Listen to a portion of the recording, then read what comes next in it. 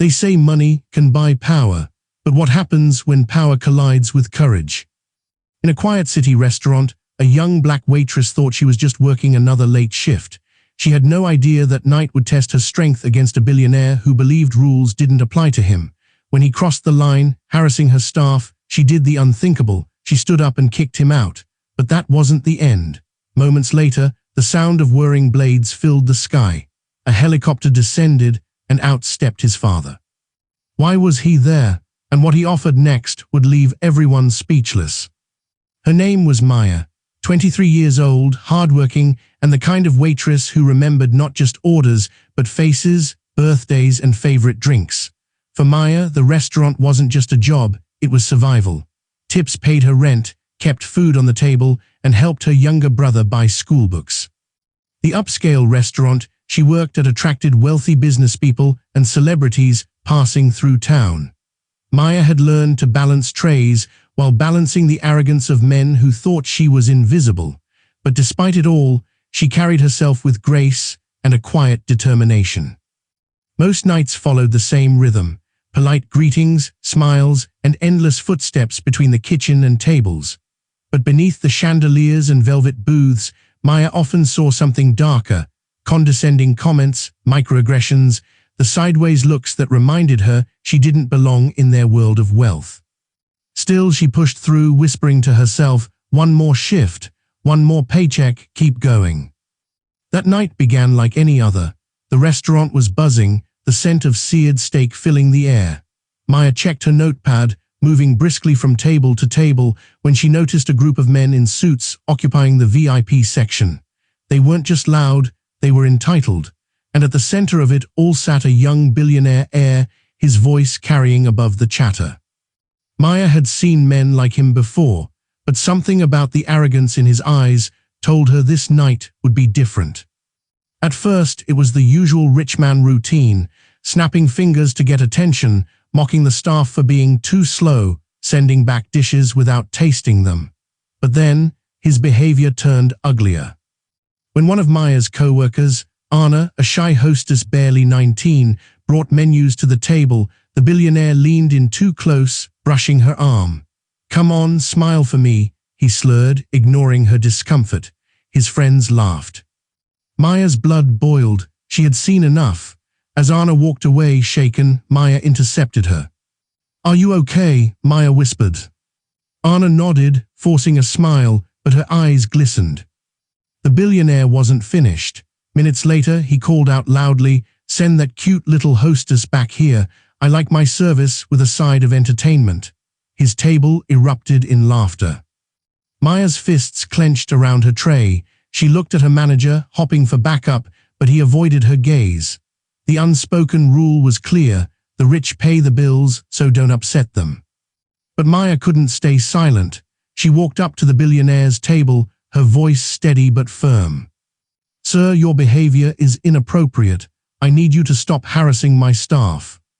The table fell silent for a beat, then laughter. "You," the billionaire sneered. "You think you can tell me what to do? Do you even know who my family is?" Maya didn't flinch. "I don't care who your family is. You're not welcome here if you can't treat people with respect." His smirk vanished. The room seemed to hold its breath. "You're lucky I don't buy this whole place and fire you on the spot," he spat. Gasps rippled across nearby tables, but Maya stood her ground.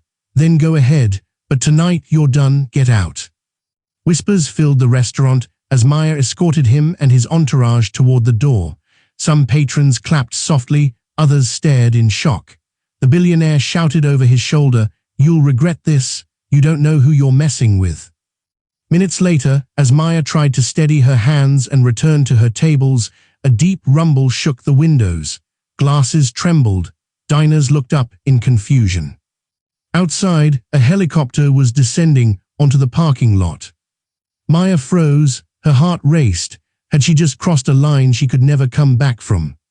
The blades whipped the air as dust and napkins flew across the lot. Patrons rushed to the windows, murmuring in disbelief. Out of the helicopter stepped a man in a tailored suit, older, sharper, with the kind of presence that made even silence feel heavy. It was the billionaire's father, a tycoon worth billions, a name that dominated headlines and boardrooms alike. The young heir ran to him, shouting over the noise.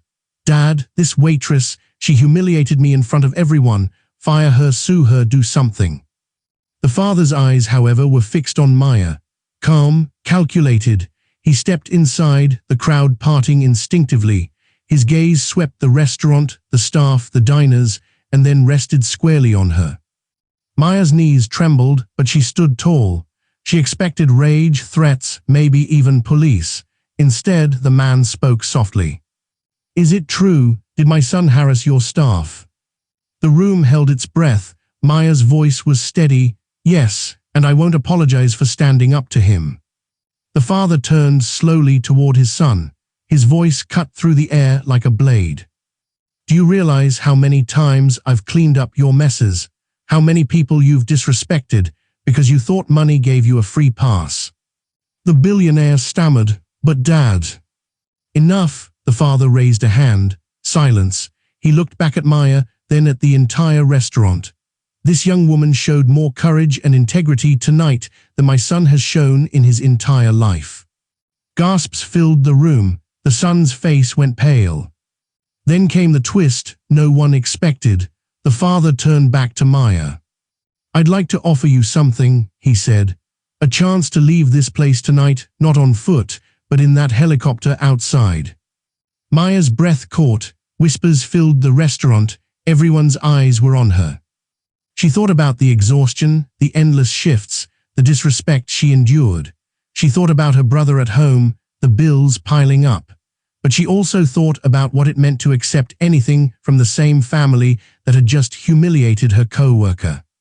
So she spoke clearly. "I don't need a helicopter ride. What I need is for your son and people like him to understand that money doesn't excuse harassment.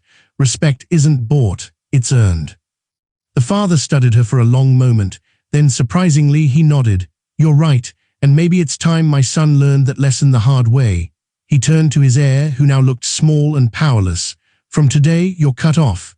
No cards, no private jets, no safety net. You'll earn your place, or you'll have nothing."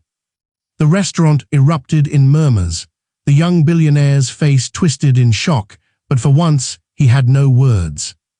As the helicopter lifted off minutes later, carrying father and son away, Maya felt something shift, not just for herself, but for everyone who had watched. She hadn't just stood up for Anna. She had stood up for every worker who had ever been disrespected, every person who had ever been told they were less because of who they were.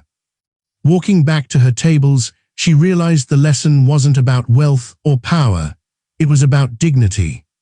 And maybe the real question wasn't whether she should have taken that helicopter ride. The real question was, when faced with injustice, would you have had the courage to stand up, even if the whole world was watching?